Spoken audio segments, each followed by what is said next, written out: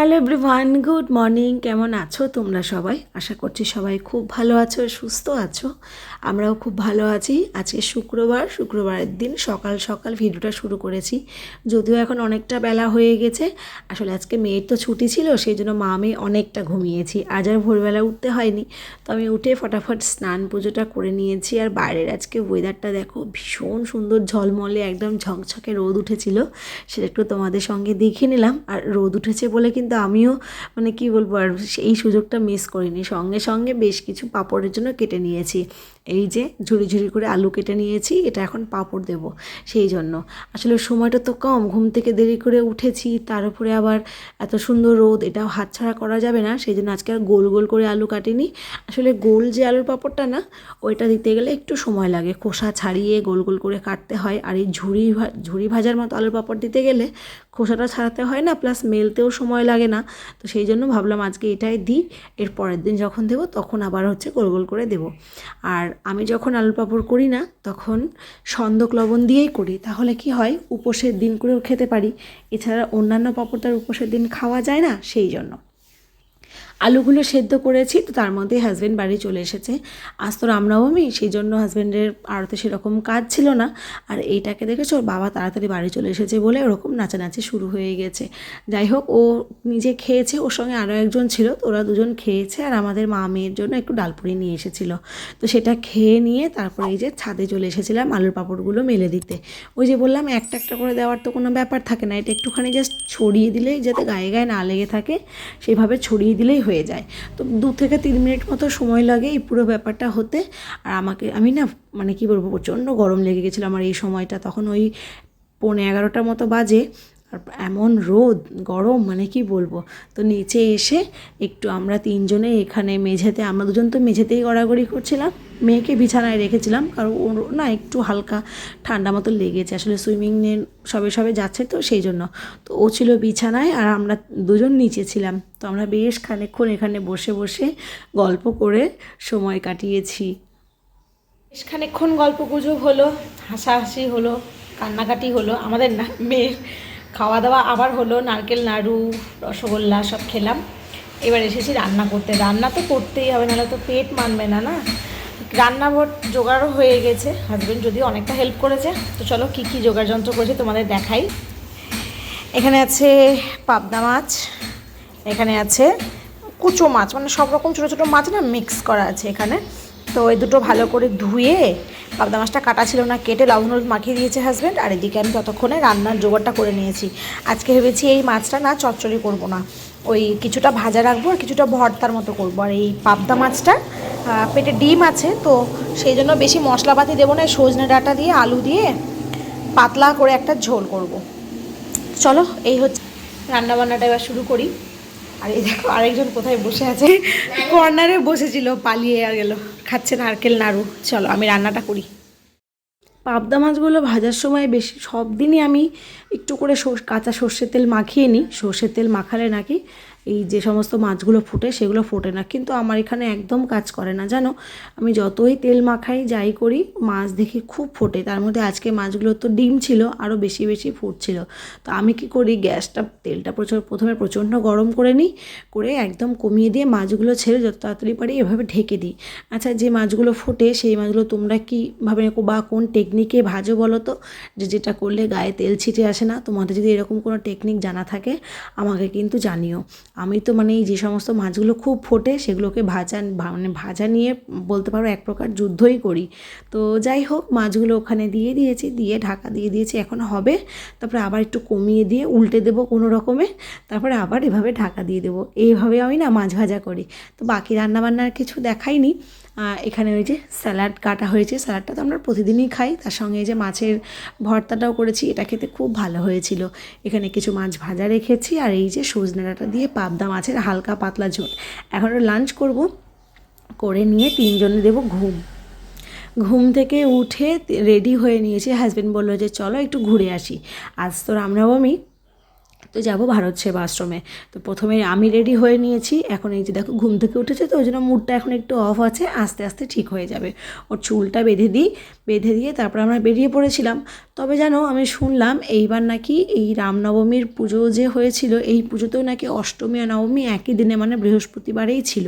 যতদূর সম্ভব নবমী সকালবেলায় ছেড়ে গিয়েছে, এইরকমটা আমি শুনেছি। সত্যি কথা বলতে না, আমি এই যে মার্চ মাসে যে দুর্গা পুজোটা হয়, এই পুজোর তিথিগুলো ঠিকঠাক মতো জানি না, তো সেই জন্য আর কি সবটা তোমাদেরকে বলতে পারলাম না। তো আমাদের বাড়ি থেকে ভারত সেবাশ্রমটা আসতে ওই 10 থেকে 12 মিনিট মতো সময় লাগে। আর এই সময় প্রচণ্ড ভিড় হয় জানো এই মানে মন্দিরটায়।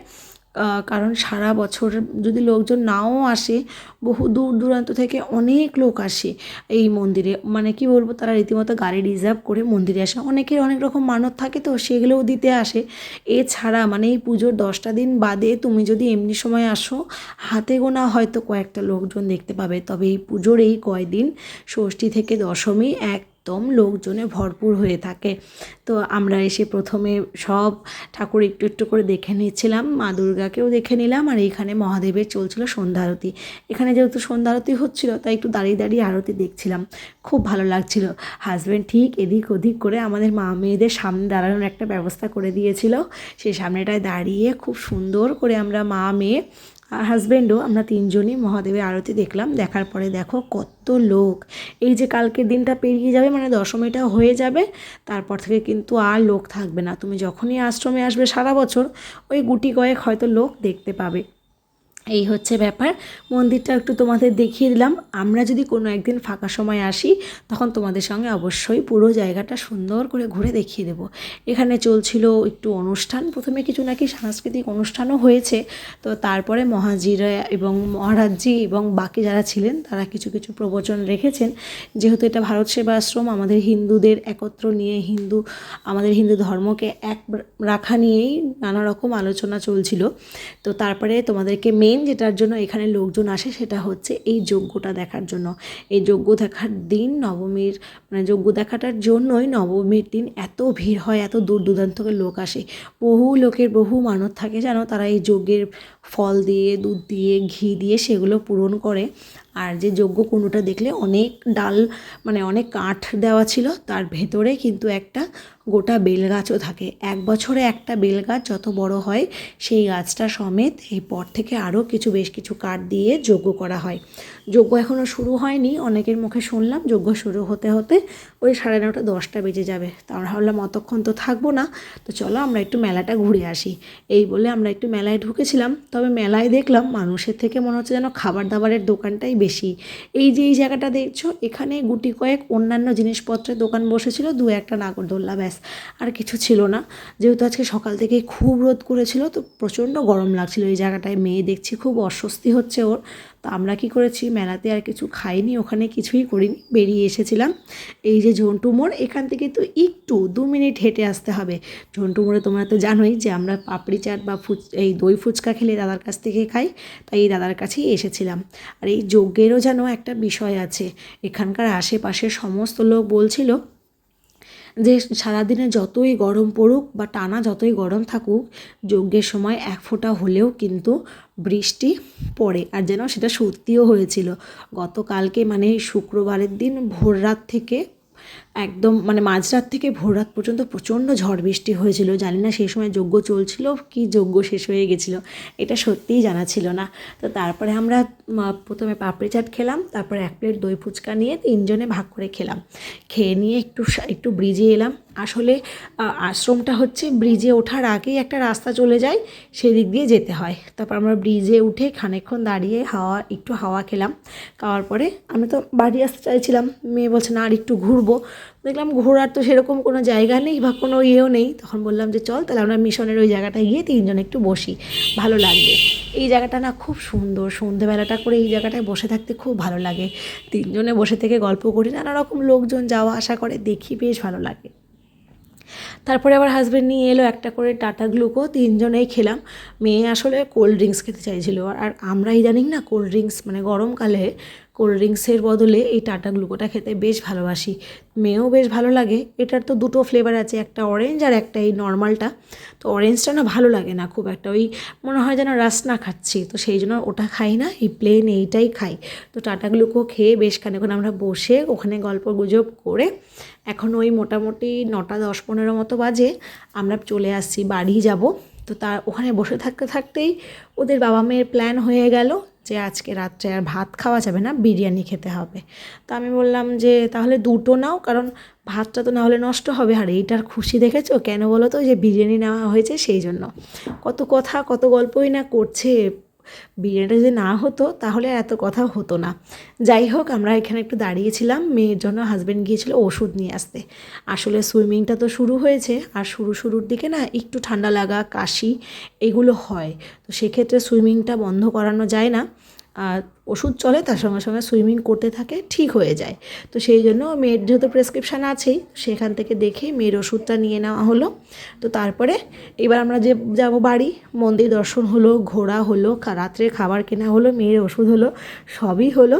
এবার আমরা ফিরছি বাড়ি, তখন ওই 9:30 10:30 বেজে গেছিলো। চলো তবে এই ভিডিওটা এই পর্যন্তই রাখছি। তোমরা সবাই খুব ভালো থেকো, সুস্থ থেকো। ভিডিওটা কেমন লাগলো সেটা কিন্তু অবশ্যই কমেন্টে জানিও। ভালো লাগলে একটা লাইক করে দিও, চ্যানেলটা সাবস্ক্রাইব না করা থাকলে অবশ্যই সাবস্ক্রাইব করে দিও। আজকের মতো টাটা।